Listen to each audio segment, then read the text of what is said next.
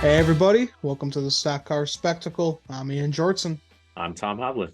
No Nick Kinzel tonight, but we're gonna get right into it with our diecast of the week. Tom, what you got for us, buddy? All right, we're based in Chicago. We love football around here, so I just wanted to, give a little shout out to the NFL in their opening week. So I got to pull out my Green Bay Packers diecast Gen 4. That's Man, right. I grew up in the Chicago suburbs, but I grew up liking the correct team, and I've had a lot more fun than Bears fans have had. Move this man!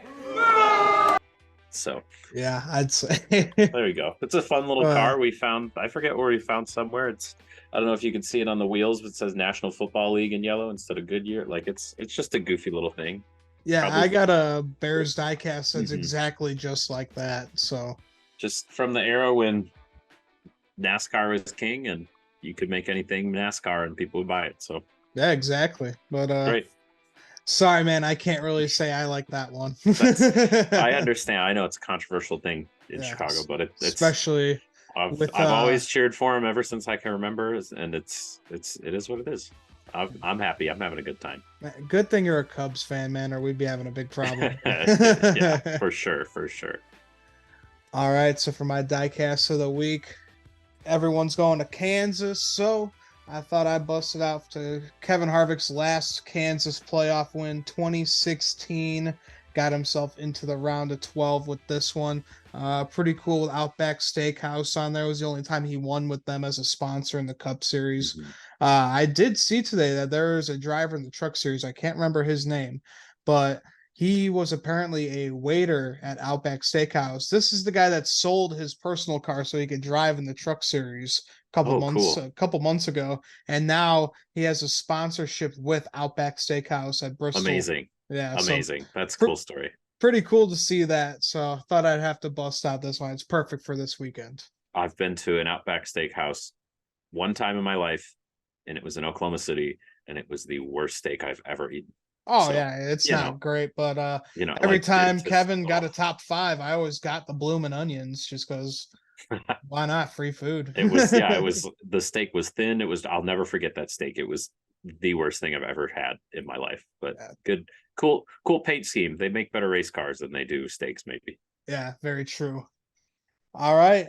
And speaking of paint schemes, Brennan Poole this weekend at Kansas Speedway is going to be representing the University of Kansas with an NIL deal with a bunch of different athletes for this school.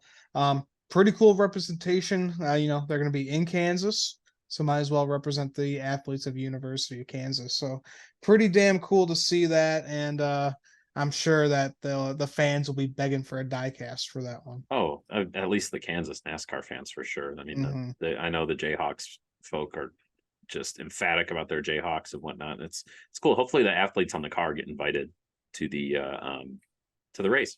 Oh, I'm sure they will. I mean, But pretty cool and just mhm. just great to see, especially with the start of college football this week.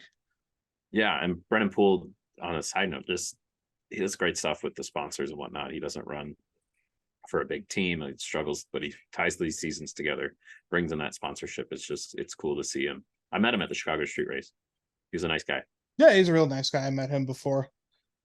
All right, and then the big deal that everyone's been waiting for, what's been going on with Denny Hamlin? He had Mhm. Joe Gibbs on his show, and they said that he is coming back for a multi-year deal.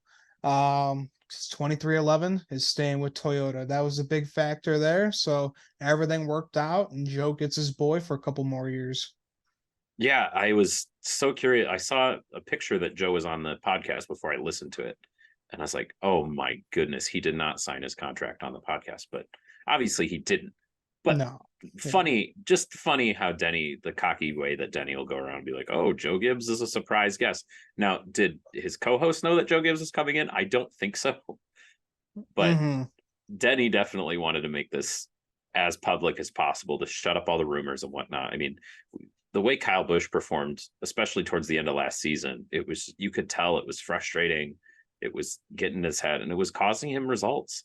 And you don't want this storyline going into the playoffs. Oh, he doesn't have a contract. Who's he going to race for? The media just wants to know, but they in turn put this tension into the relationship, whether it's there or not. So for them to to come in and be so publicly about it. He made a comment that Toyota, or like Joe Gibbs, the 2311 race, they said 20 years. I'm pretty sure in the podcast. I don't, because they kept saying years and years to come, years and years to come. And then when they were talking about the Joe Gibbs 2311 relationship, somebody or both of them said 20 years. So that's a pretty big commitment. Famously, the driver contracts aren't public. We know that they exist, but all of them, whenever they say they signed a multi-year extension and they're going to be, usually it's 3 to 4 years when they talk about this and whatnot. And Joe Gibbs is going to make good on his promise to get Denny to retire from Joe Gibbs Racing. Yeah, no, Denny, he's a generational talent. He's one of the best in the series right now, and he's one of the best with Joe Gibbs Racing. So you got to keep this guy around. Oh, exactly. He'll retire in that 11 car. And in the greater picture, I'm wondering if this can finally help some more silly season stuff settle in. Now that Toyota knows kind of what they have for next year and where they can put drivers, and what seats might be available. I mean, now you got the 4 Joe Gibbs cars, you got the 2 2311 cars, and then you'll add on the 2 legacy cars. It's going to be a lot more Toyotas in the field than we're used to seeing. You're used to really only seeing Joe Gibbs and then whatever satellite team was affiliated with them, but they were never competitive. But now you got 3 supposedly competitive teams with the Toyota badge on there. I think it's going to be interesting to see. It's going to change the dynamic of some of those, especially those restrictor plate tracks. Yeah, should be pretty interesting to see how everything pans out now, because like you said, we've seen at super speedways, Toyotas in general just have not gotten their fair share of pushing, because you need that manufacturer support from everybody else. So now that they're going to have possibly 7 cars, maybe 8, 9 cars, that's huge. Yeah, and recently, even the past 5 years, they talk about those manufacturers wanting to have those alliances on those tracks, and it's so important. It was always so frustrating as a Toyota fan, as a Joe Gibbs fan. You'd be like, well, there's 5 of them out there, like that sucks. And then they added 2311. Now there's 6, and then they dropped this other one, but added the second car over there. Now there's still 6, but 8 is significant, and they pulled 2 Chevys out of there. So you're gonna have like 12 Chevys, 12 Fords, and 8 Toyotas. Now it's going to be, I don't know if those are exact numbers, but I think that's good news for Toyota. Yeah, definitely. Just great to see representation all around for all the manufacturers. But let's talk Darlington, Tom. It was a pretty exciting weekend with the Xfinity Series on Saturday. John Hunter Nemechek led the field to green. But unfortunate for his teammate, Sammy Smith, who spun early in this one and hit the wall, pretty much took himself out of contention to race in this one, killed his arrow. But I still think this kid has a bright future ahead of him. He looks just so fast every week. Oh yeah, and it's Darlington. You know, it's a driver's track, and it's about Too tough to experience and tame. whatnot. And if you overstep the bounds too early, you're gonna ruin your day. And you got to be there at the end to have a chance at these races. And he'll learn. But again, you can't really fault him. It's a narrow track. It's very difficult to run it. Yeah, exactly. It's like why they call it too tough to tame. One of the oldest tracks in NASCAR. Yeah, he'll learn. But Nemechek, he won stages 1 and 2. So, man, he is looking to get that regular season championship next week at Kansas. He's doing what he needs to do. Yeah. For this final push to the end of the season. We will talk Xfinity standings in our Kansas preview. So make sure you guys tune into that. All right. And then Parker Kligerman got spun by the 1 car of Sam Mayer. Poor Parker, man. He has just had a really bad season, just a bunch of bad luck in his way. And Sam Mayer just driving over people. That's what he's been doing the past couple of weeks. He's just not thinking. And Parker let him know at the end of the race. Oh yeah, Parker's been in and out of all these teams and whatnot. He knows. Plus, again, he's got a special relationship with a lot of these drivers with his work he's done with NBC. So he's had lots of rapport with all these different drivers. Any driver that crashes out of a race has probably talked to Parker Kligerman in the infield at one time or another in the past few years. So he knows these drivers really well. And Sammy Smith, God, now I'm doing it. Sam Mayer. Yeah. Sam Mayer is it sucks. And yeah, he had a rough day. He was having all those issues. If he had an issue, he couldn't really tell his team, so they didn't really know what was going on. That being said, like I don't know what he was thinking. I don't know what he talked about. A brake issue afterwards that sounded a little soft to me.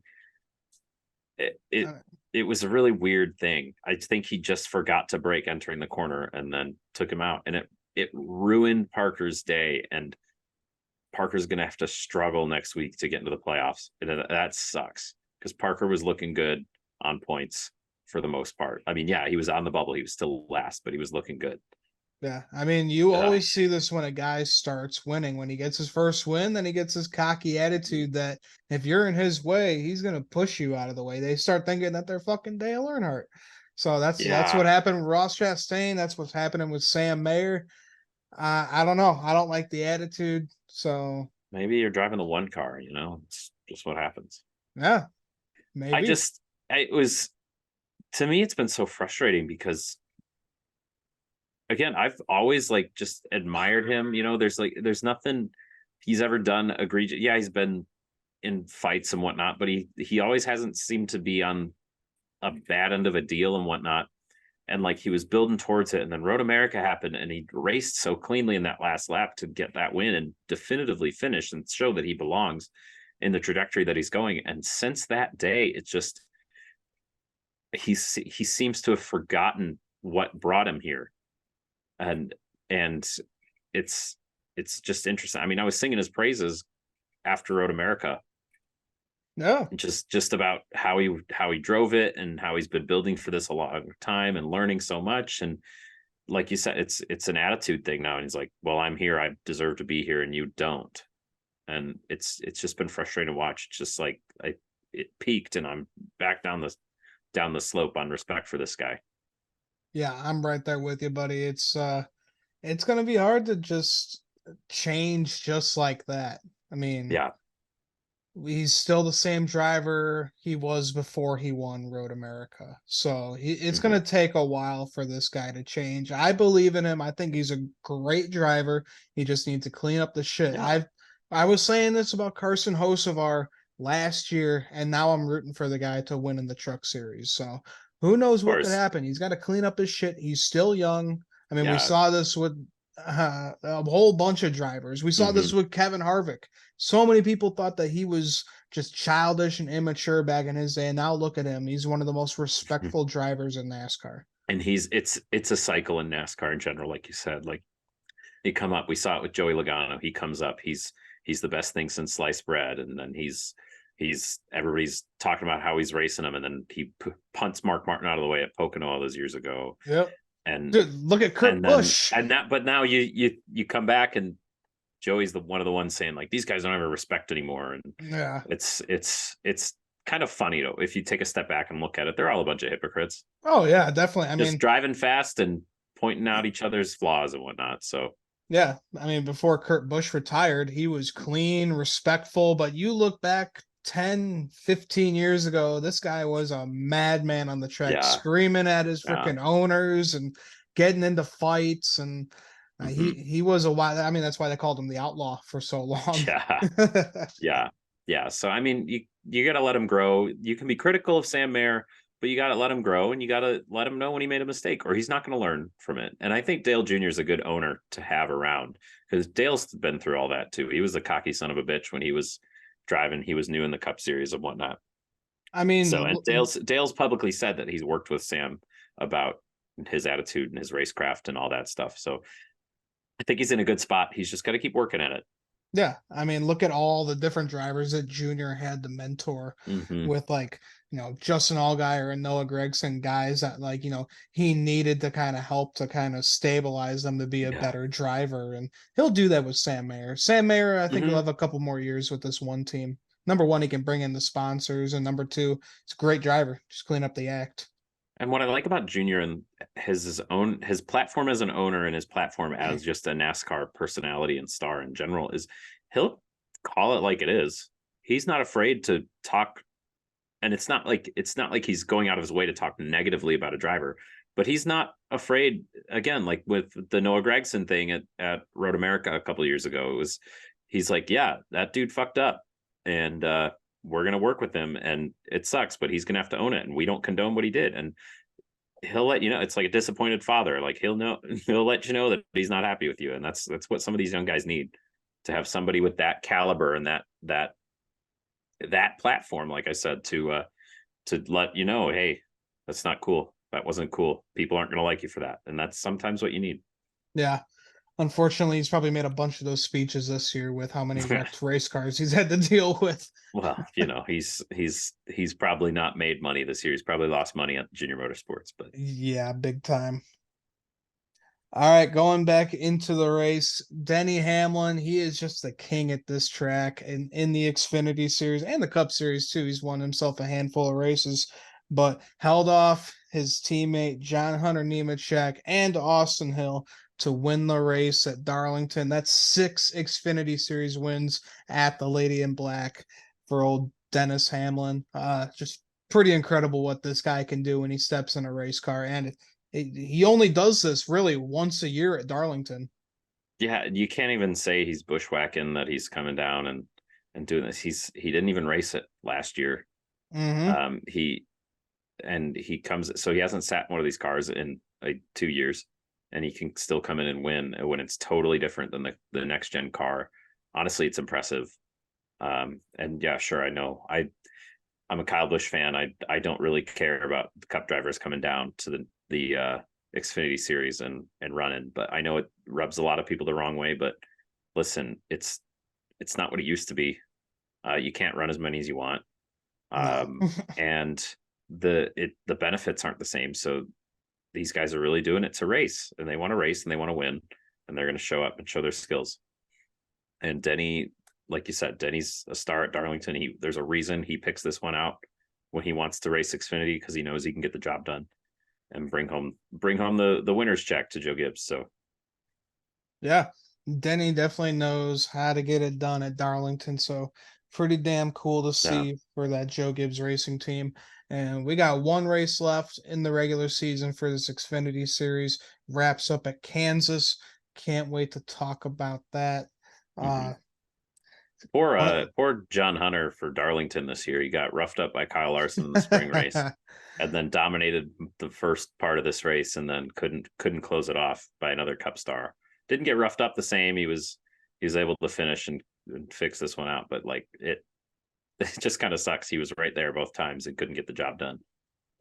Yeah, just the way it goes sometimes. I mean, you just had a whole bunch of Cup Mhm. drivers in this field too, so it was pretty impressive for him to still get a second place finish Yeah, here. like Kyle Larson had mechanical issues. You thought he'd be more of a contender. You didn't know, you weren't sure about the 10 car, because Kyle Busch, he was just really top 15 the whole yeah, race, nowhere to be that found. that seems more indicative of Colleague this year than Kyle Busch, but um, it Colleague is has what it been is. Yeah, terrible. yeah. I'd love to see Kyle win any chance I can, but it kind of sucks that he had a few opportunities this year and couldn't get the job done. Yeah, no kidding. Yeah, his first ever winless Xfinity Series season. Yeah, it So was going to come eventually. yeah, I thought it would be more possible once he had to switch away from Toyotas. He wasn't driving rocket ships anymore. no, Joe Gibbs Racing in the Xfinity Mhm. Series is just dominant. That's the best team in NASCAR. Yeah.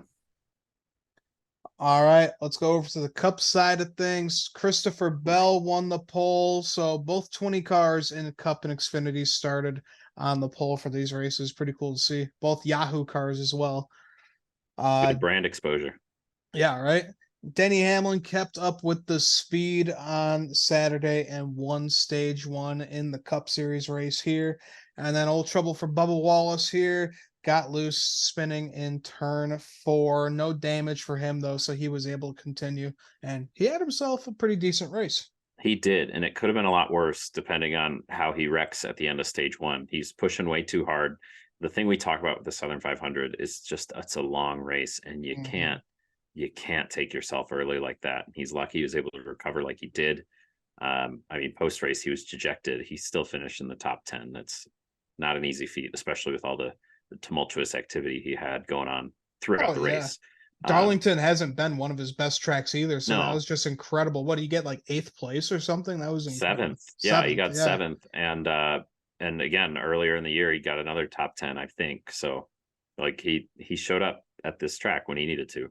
Bubba just showed up this year. It's just Mhm. incredible to see ever since he joined 2311 the growth that he has made. Yeah. Yeah. I think there's a reason they picked that guy to build a team around. And I would be hard pressed to tell you when he's going to move to another team.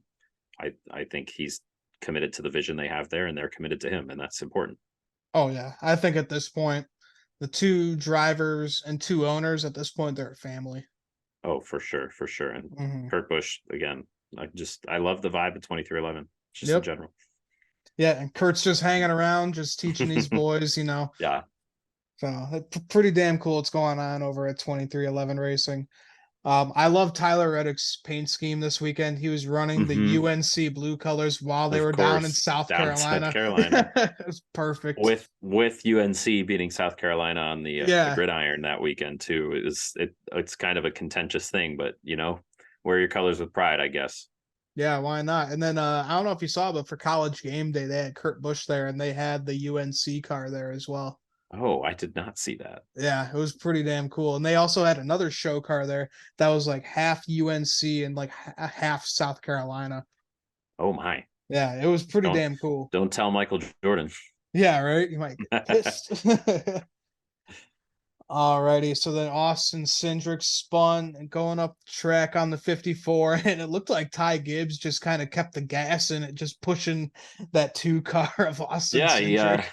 he took a move out of Kyle Larson's book from the spring when Ross Yeah, Chastain roughed him up. He stayed in the gas and pushed him down.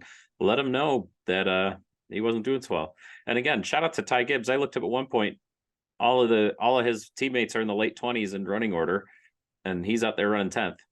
I don't think that's where he finished, but no, he was towards the end of the race, he was the best running Gibbs car yeah, no, for I a think bit. this kid's getting better and better and better. Hmm. Honestly, I could see him being a playoff driver next year. For sure. I think I'm not sure he's going to get a win just towards the end of this year No, with how the playoffs work out and whatnot. But next year, he could pop off 2 or 3 wins. I mean, remember how the playoffs started last year? I think the first 3 races were won by non-playoff drivers. Yeah, exactly. So, I mean, anything's possible with these cars being so even too. Who knows what can happen? But again, we talk about Ty Gibbs being the son or the grandson of Joe Gibbs all the time, but he got there for other reasons. His last name could have been anything, and somebody with that skill level should be driving a Joe Gibbs race car. Yeah, exactly. I mean, his first ever Xfinity Series race, he goes out there and wins Mhm. it, and not Yeah. even at an easy track either. It was the Daytona No, road the course. road course. Exactly. Yeah. Exactly. He So stepped up to the plate with authority. yeah, And he is a talent, but he still did get an easy way up because a lot of guys yes, could have of course. his talent and it's Of being course. hidden by the equipment, but Mhm. he is pretty damn good. Yeah. Yeah. It's definitely a better situation than some rich kid coming in, having all the sponsorship, but none of the talent. Yeah, So, exactly. All right, and then Denny Hamlin wins stage 2, and right after that, he believed that he had a loose wheel, so he came back down pit road, ending his contention for this race here. The team looked at it; they didn't think there was a loose wheel, but he felt something. He's a smart driver, so something was definitely up with this tire. yeah. I mean, as soon as he came out of the pits there, you could tell. I mean, it wasn't egregious. It could have been just hanging on and just something wasn't aligned right or whatnot. Again, it's weird that we're still seeing this much loose wheel stuff with a 1 lug race car. Just you just expect it if the wheel's loose that it's off, but that's not the case because we saw a few drivers all season. It seemed once or twice a race He's like, oh, I got a loose wheel, I got to come back in. It's like, what do you mean you have to come back in? The wheel's on the car. Of course, it's not loose, but who knows? That was the other interesting thing when the guys of bringing Joe Gibbs onto the Action Set Rental podcast. He brought in he's like, I got a paper for you, and it was all the pit crew stuff, and they were discussing the pit crews, and Denny wasn't even upset at his pit crew. They said they reviewed all the tape. They said maybe the gun wasn't finished spinning. So who knows? But I mean, Denny did not have the pace, and then they put it back on. He had the pace again. So you got to trust the driver. The driver is in the car, knows what he feels. It's unfortunate, but again, it's part of the reason the Southern 500 is what it is. It's a grueling, long race, and you could lead 490 miles, but if there's a late caution and you don't get your pit stop right, you're not going to win the Southern 500. Yep.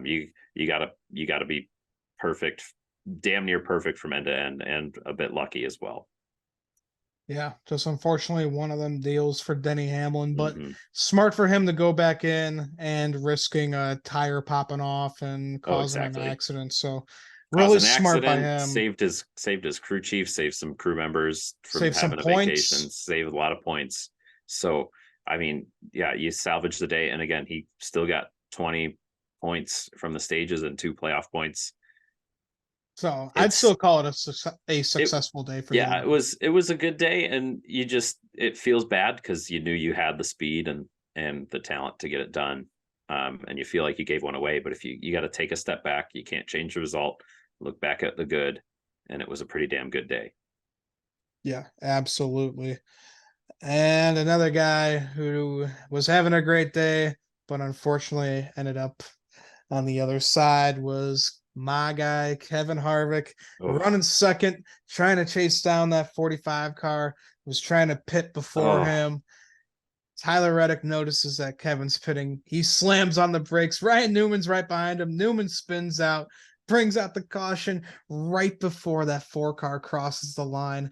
That pissed me off so much. And Rodney Childers came out and said they pitted the car because they didn't know if they crossed the line before that light came out when he was coming down the pits. So they just wanted to be sure and they just pitted the car. They got themselves a penalty, brought back to the end of the line, ended his. I'm not buying it. I saw the tweet that Rodney put out. He's like, we didn't know, so we played it safe and pitted the car. But then you start tail end. Just drive through. What do you mean you didn't know?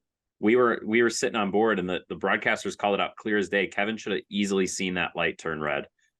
He wasn't close to the line when it turned red. I don't like the excuse, and I feel for him because that strategy was so perfect. It caused the caution. Yeah.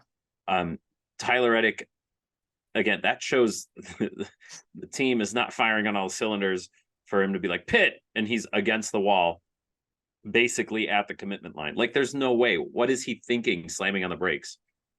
Yeah. Like, that's wild. Kudos to Ryan Newman for not cleaning him out. Again, that could have been a lot worse. Tyler Reddick finishes second in this race. He could have been on the hauler, finished 32nd going home. So like it was such a shitty situation, but the spotter should have been watching the car and be like, it was red, drive through. Because where did Kevin end up finishing?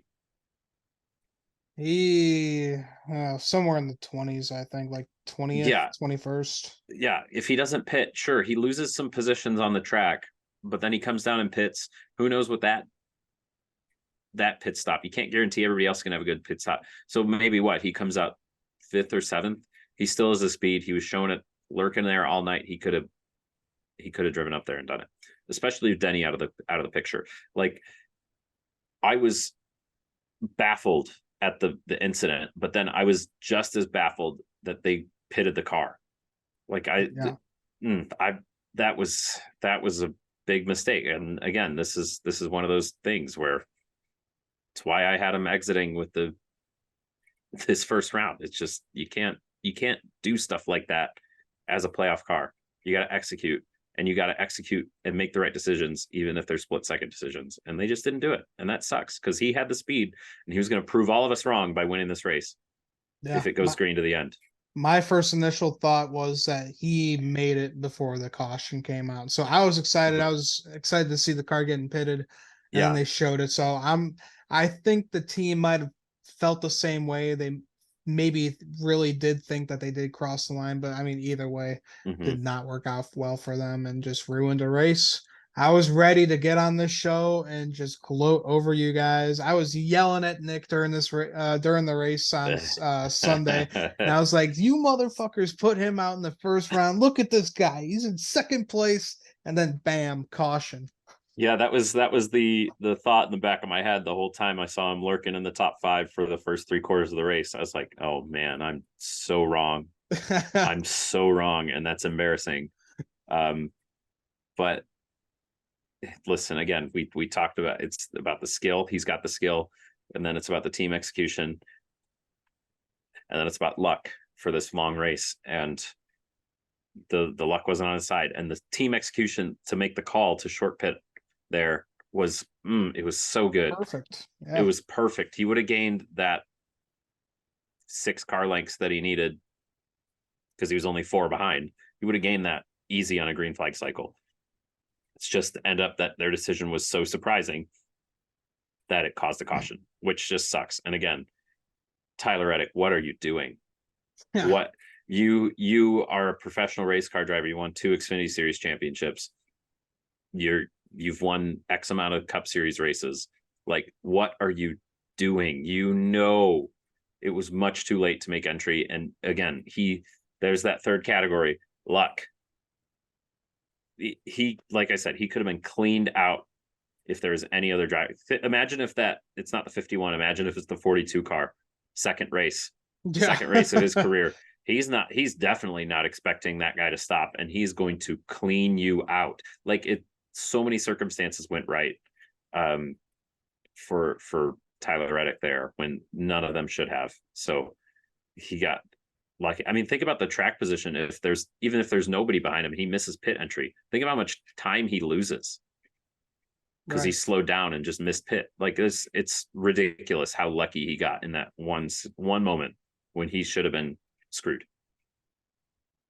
Well, with the way he handled it, I wish he did get screwed from that. Yeah, no, Oh well. I 100% feel for you. It was dumb, and was it shouldn't bullshit. have worked. It shouldn't have worked, but it kind of did. So then and the 4 is paying for it, and any other shenanigans that happened after that caution is all paid for too. Yeah. Positive thing is this race showed that Kevin has speed, that 4 car has speed. Mhm. So I'm excited for Kansas and Bristol because, like I've been saying for the past couple weeks, these are 2 tracks where he has won a lot in the past. So Yeah. And Bristol's a good equalizer. It's one of those tracks where you can show up and you don't have to have the best equipment to be able to win there. I mean, again, we saw the 17 car win there last year, this fall, the fall date, and they obviously were not where they are now back then. It was the start of something good, but I mean, we saw Matt DiBenedetto in that 95 Levine family racing car finish second, almost get a win yeah, there. Like, cars that aren't supposed to win in the regular season or in any of the racetracks can show up at Bristol and put up a damn good fight. And I think that's the car that Kevin Harvick is getting from Stuart Haas. It's not a race winning car, but the driver can do something about it at a track like Bristol. Kansas, I don't know. Yes, he's been good there in the past, but if they're not showing up with the best equipment, the aero games that get played there, he's not gonna have a good race. right. So they got to bring a good car. It's not like you can show up with an okay car and get a good result. You show up with an okay car, you get an okay result. Very true. All right, moving on. And then we had Alex Bowman pulling the bad blocks on Daniel Suarez. Just a dumb move. But the thing Yeah. that gets me about this is that Bowman did not put any blame on himself. He blamed in the 99 for all that. He was like, yeah, well, he pulled a bunch of dumb moves on me in the past, so I get the right to do this. Dude, this is why people have been saying that this guy is a hack, and I think he's just the biggest idiot in NASCAR. I can't stand this guy anymore, especially what he said after the whole contact that none of that was his fault. Yeah. It's to me, it's two guys had very frustrating seasons, Hmm. and they're in a hot race car after 450 miles, and it all comes to a head. It's just it was a circumstantial thing, and two hot-headed guys who were frustrated just with the season in general. They took it a step too far, and yeah, that sucks. I'm not on team Sack Bowman though. Like the dude leads the points early in the year. Like he knows how to execute races, but he had a bad year because of injuries and whatnot. And last year he got taken out because of a concussion because the race car was too stiff. So, like it, yeah, it sucks, but they did it to themselves, and this is just more like childish games being played at the end of the race when everybody's all taken, nobody's wanting to give up an inch, and they're bad moves, and they took themselves out. Which, if you clear your head for a second, you think, well, if Suarez doesn't take Bowman out, then he can still finish the race. But now they're finishing back in the 30s and going home, having wars on Twitter, and going to sell some T-shirts about it. So Yeah, that's the way it goes. I don't know. I think Suarez was going for a move. Bowman pulled a bad mhm. block, and then Suarez was trying to get the position, and Bowman made another bad block. So Yeah, for sure, for I don't sure. know. I do agree with you. Yeah, he's probably just Mhm. frustrated with how this season's going. He's not in the playoffs, but Yeah, I don't it's childish games, know. and they're bad moves on both sides, and it was an ugly war of words afterwards too. Yeah. Um, and the comment about the crew chief flipping him off onto the airport, and then the Twitter exchange was funny, funny, funny, and then very unfunny. Um, where Hmm. he's like maybe you can see the future. I was like, oh, that's funny. He goes, because I'm driving to the airport right now. I was like, oh yeah. I was like, somebody should get him checked for a concussion. I was like, oh no, don't bring that up. Don't bring a guy's medical history into this whole thing. Like, come on, like concussions are a big deal in the Cup Series and in NASCAR in general, and Hmm. just don't bring that into it. But Oh, I love the shit talk. yeah, it's funny, and again, Uh, it's people make comments of like, oh, I'm sure men just like sports because it's the reality TV of the men's world and whatnot. I was like, well, yeah, half the reason we watch is for the drama and the personal relationships too, and what these guys are doing is really cool, driving 200 miles an hour, inches from each other. But then it also pisses them off because they act like little babies about it. So yeah. it's all fun and games and whatnot, and at the end of the day, the drivers are okay. And they're at the end of a frustrating season, at the end of a frustrating race. Yep. They'll collect themselves for 2024, reset, and see how things go. Exactly. All right, then your boy Kyle Busch started one with spinning the 38, Ugh. collecting Denny Hamlin. Michael McDowell got wrecked in this one, ending his day. Collected Christopher Bell as well. Um, yeah, I think I'm Ugh. feeling pretty good with having Michael McDowell exit in the round of 16 right now. Well, what do we say about Mike McDowell? He had to absolutely outshine his equipment in Mm-hmm. uh in this first round, and basically, I think now he's got to go win a race. We're talking how Chase Elliott could have made up 40 points in 4 races, but I don't think McDowell's the type of driver that can just, when he's put against the best of the best in this series, can make up 12 points on these guys. I think it's 12 or 22, one of the two. Mm-hmm. He doesn't make up those points in 2 races. It doesn't, the math isn't there for how that team performs on these ovals. Again, Bristol, who knows? Like I said, that's a race where you could show up in lesser equipment and still get the job done. Can Michael McDowell in a FRM Ford do it?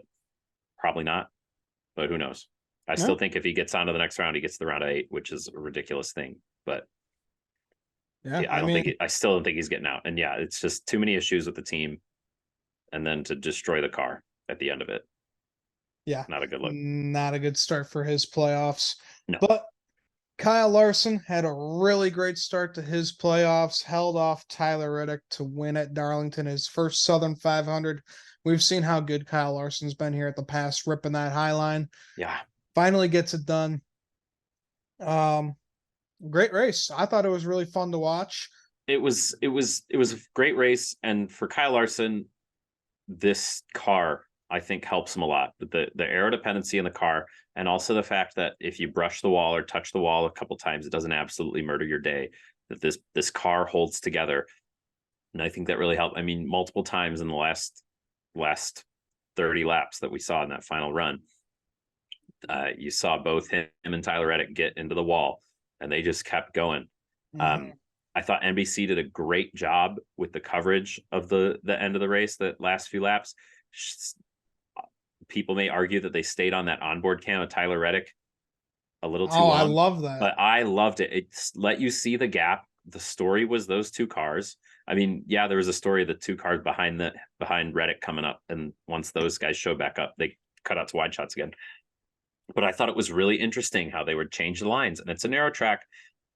My one gripe about the end of the race is once they got those four cars on a line after the restart, it was maybe 25 laps to go, and I was like, oh no, we're not even going to get close enough to see any of these guys pass each other. No matter how good one of these four cars is, they're not going to be able to pass. And yeah, that's an aero thing. Yeah, that's the drivers knowing what they have to do with the aero. So that's a little frustrating. It's like, did we really see the best car win at the end there? Who knows? Because again, like you said, Kyle Larson did everything really well and did what he had to do. I thought they were talking about issues with him, and I thought at one point I saw him falling back in the middle of the race. So I was kind of surprised to see him dominate towards the end. He did have an issue at the start of the race. I can't remember what it was, but I don't know if I was also projecting his troubles from the Xfinity race onto this race too, because again, it was a long race, and a lot of the stuff blended together and whatnot. But yeah, it's frustrating to watch a long race and then see somebody like Kyle Larson win it. But all that for a Kyle Larson win. I tell you, it's this kind of situation that Cliff Daniels and Kyle Larson thrive in. And I think they have one of the best driver crew chief relationships in the business right now. You hear what he was saying on the radio to Kyle through it. He's like, hey, he's got to get desperate now. If he wants to pass you, just keep doing your thing. Like, I'm sure I would get annoyed if he was my crew chief. I'm just trying to hit my marks and do what I need to do. And this guy's talking to me every 3 laps, telling me, hey, you're a good little boy. Keep driving. Like, like I would get frustrated. But again, if that's what he needs to hear, that's what he needs to hear. And I just think Cliff Daniels is such a great leader that he knows what Kyle needs to get him in position to win. Like you saw it with the Coke 600 last year, where they absolutely sucked in the first stage and then they brought it back together by the end of the race. Like, he's so good at coaching Kyle Larson through his feelings and his team through to get that car where it needs to be, that they're unstoppable. That's why, even though they haven't had the best season, a lot of people are picking him to go to the championship for. A lot of people are picking him to win the championship, because when push comes to shove, Cliff Daniels and Kyle Larson know how to get it done. Yeah, definitely. Why he's one of the best right now in the series. Yeah, and so great win for Kyle Larson. Pushes himself into the round of 12. So let's check out the standings right now for the NASCAR Cup Series. And as of right now, Michael McDowell is in last and 16th, minus 19 points. Minus 19, okay. Ricky Stenhouse is in 15th. He's only down 4 points. Kevin Harvick's down 2 points. Bubba is down 1 point in that 13th spot. And then Christopher Bell is sitting there in the 12th spot plus 1 point. And then we Christopher Bell's got to pull out some of that magic he had last playoffs. Yeah, no kidding. This was an ugly race for him. And especially with all the talk of them changing the pit crews for this race, for them to have issues on the first stop was a horrible omen. And you hope it doesn't continue for the rest of this playoffs, but that kind of sucks. Yeah, that would be unfortunate. And then we got Joey Logano in 11th. Ross Chastain is in 10th. He is plus 13. Ryan Blaney, Brad Keselowski, Kyle Busch is plus 20. Martin Truex, Denny Hamlin plus 27, tied with Buescher. Then Tyler Reddick is in third, plus 30. He had himself a fantastic race at Darlington. William Byron's in second, plus 45. And then Kyle Larson obviously has advanced to the next round. So those are your playoff standings. Listen, Nick and I were looking like the smartest motherfuckers around when Ross Chastain was going a lap down in stage 1. Yeah. And for him to come back and finish 5th in this race, incredible turnaround. I had him exiting the first round as well. Yeah. Okay. Yeah, exactly. Like Mhm. like we said, he didn't look like he had the speed, and then he somehow comes back and puts this thing in the top 5. That's wild. Yeah. Brad Keselowski, Chris Buescher, whatever they're doing in RFK, whatever they put in the water, whatever they put in the Sunoco race fuel there is working. A 3rd and a 6th, regardless. And then again, the Joe Gibbs Toyotas struggled like hell in that race, and that was really interesting to see. Even But with we're Denny going to having the dominant start. They're going to a real Toyota Mhm. friendly track this weekend, so I Yeah. think they're going to have a hell of a weekend. Yeah, for sure. For sure. But also, where did Kyle Larson? Kyle Larson was right there. He was leading when he had the scuffle with Denny earlier at Kansas. Right? There's no pressure on Kyle to perform these next 2 races. Why doesn't he run it back? They can try some stuff out of the box, put themselves out there. Who Or says Kyle just Larson can't win? or stuff Denny and ruin his playoff chances. Who knows? Who Why knows? not? There's still a contentious relationship between those two. It'll be fun to watch. Oh yeah.